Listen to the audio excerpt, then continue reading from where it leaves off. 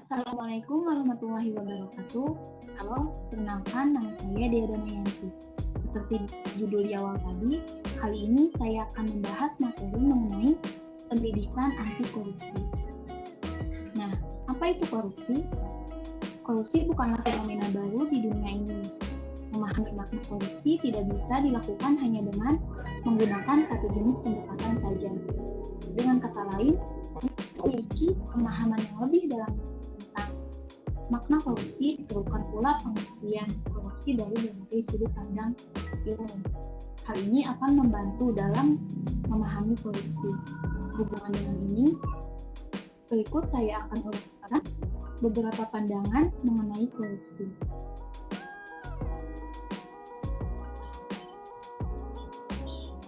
Arti kata korupsi secara harfiah adalah kebusukan, keburukan, kebejatan, ketidakjujuran, berpati suap, tidak bermoral, dan penyimpangan dari kesucian. Sedangkan menurut Henry Campbell Black, korupsi diartikan sebagai segala sesuatu yang bertolak belakang dengan kewajiban, dengan maksud untuk mendapatkan keuntungan di luar hak-hak yang semestinya. Menurut Black, korupsi adalah perbuatan yang seorang pejabat yang melanggar hukum dengan menggunakan jabatannya untuk mendapatkan suatu keuntungan yang berlawanan dengan kewajibannya.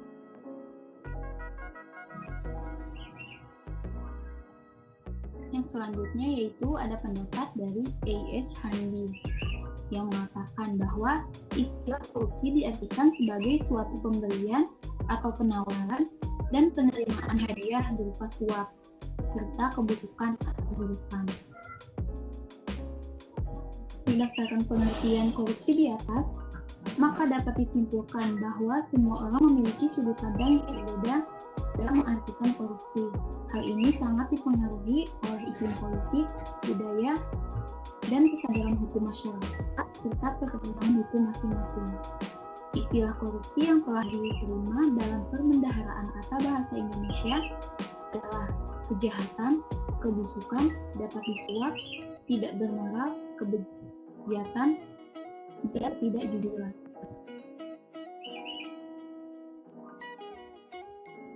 Menurut Undang-Undang Republik Indonesia Nomor 31 Tahun 1999 tentang pemberantasan tindak pidana korupsi, yang dimaksud tindak pidana korupsi adalah segala tindakan yang dapat merugikan keuangan negara dan menghambat pembangunan nasional. Namun, karena korupsi yang terjadi telah meluas dampaknya, maka menurut Undang-Undang Nomor 20 Tahun 2001 tentang perubahan atas Undang-Undang Nomor 31 Tahun 1999, yang dimaksud tindak pidana korupsi tidak hanya merugikan keuangan negara, tetapi juga telah melakukan pelanggaran terhadap hak-hak sosial dan ekonomi masyarakat secara luas. Oleh karena itu, menurut Undang-Undang Anti Korupsi, tindak pidana korupsi perlu digolongkan sebagai kejahatan yang pemberantasannya harus dilakukan secara luar biasa.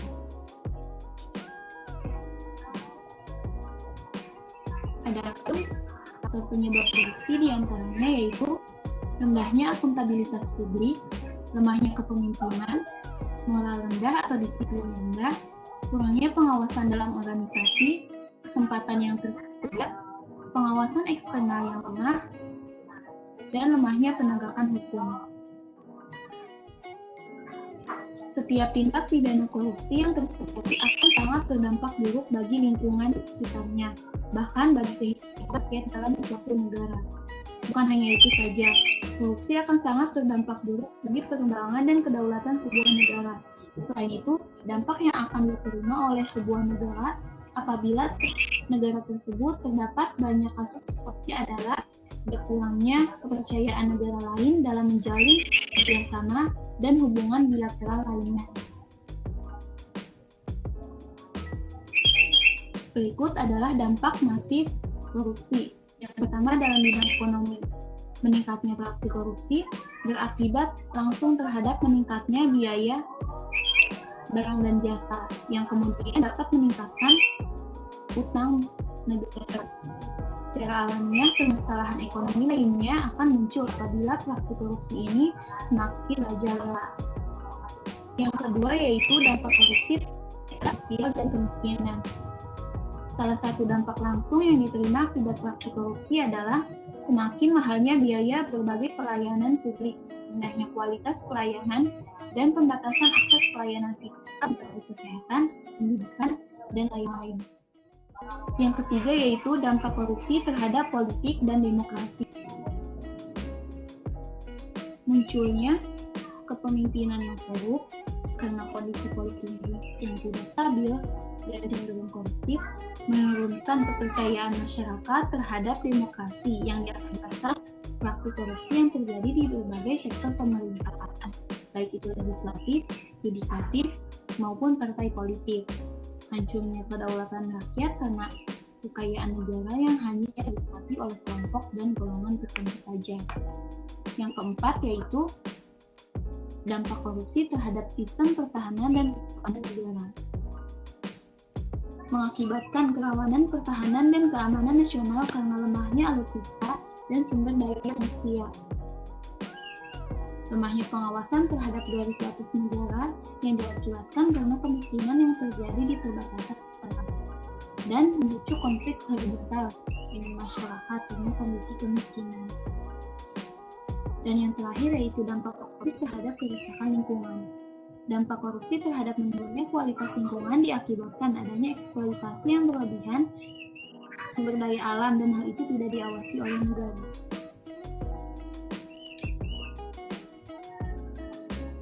Adapun nilai dan prinsip anti korupsi diantaranya yaitu kejujuran, disiplin, tanggung jawab, kepedulian, dan keberanian.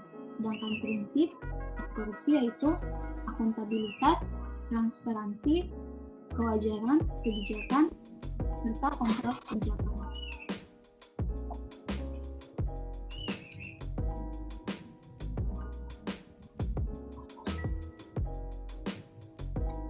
Berikut beberapa upaya pemberantasan korupsi. Yang pertama yaitu konsep pemberantasan korupsi.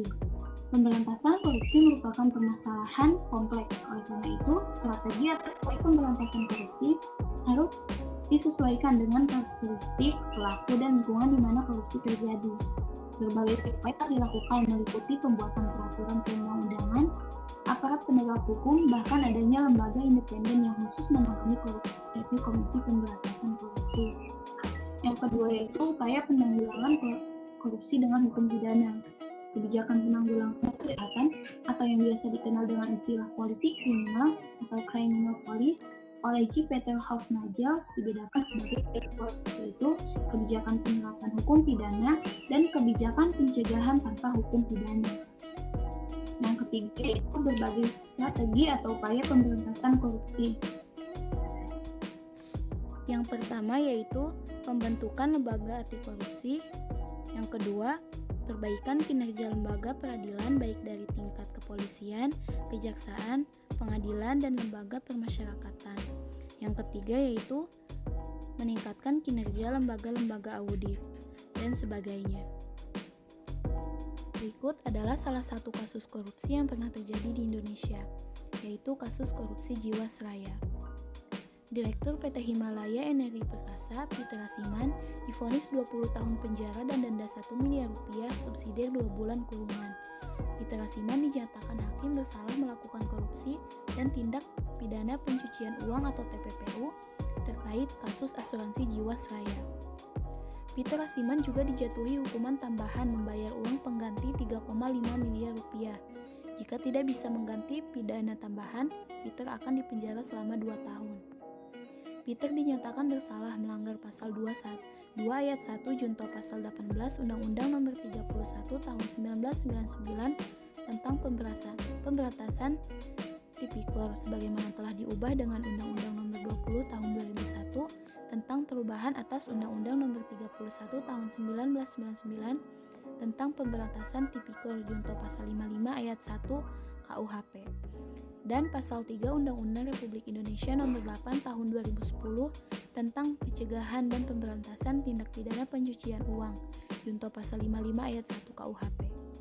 Hakim mengatakan Peter Lasiman mendirikan beberapa perusahaan nomine dan membuat beberapa nomine perseorangan yang akan digunakan sebagai counterpart atau lawan transaksi dan transaksi penerimaan uang dalam skema transaksi dana kelola PT Asuransi Jiwasraya atau AJS pada 13 manajer investasi untuk satu produk reksadana dan persetujuan dari Heru Hidayat melalui Joko Hartono Tirto dan Maudi Mangkei guna pengaturan investasi saham dan reksadana PT AJS. Hakim juga mengatakan Peter telah mendapat keuntungan 3,5 miliar rupiah. Dia juga terbukti memperkaya orang lain dan korporasi yakni Heru Hidayat, Beni Cokro Saputro, Joko Hartono Tirto, Hendris Manrahim, Hari Prasetyo, dan Syahmirawan. Menurut Hakim, perbuatan Peter Lasiman dan kawan-kawan telah membuat negara merugi 16 triliun rupiah. Kerugian negara didapat atas perhitungan dari sejumlah saham yang dijalankan dan investasi reksadana. Peter juga terbukti melakukan TPPU. Hakim mengatakan Peter membeli, menempatkan sejumlah aset dengan menggunakan uang hasil korupsi berkaitan dengan PT Asuransi Jiwasraya. Adapun hal memberatkannya, Peter disebut hakim melakukan tindak korupsi yang terorganisir, merusak kepercayaan masyarakat terhadap PT Asuransi Jiwasraya. Sedangkan hal meringankannya, Peter dinilai sopan dan berterus terang di persidangan. Baik, hanya itu yang bisa saya sampaikan. Mohon maaf apabila ada kesalahan dalam penyampaian materi. Sekian, wassalamualaikum warahmatullahi wabarakatuh.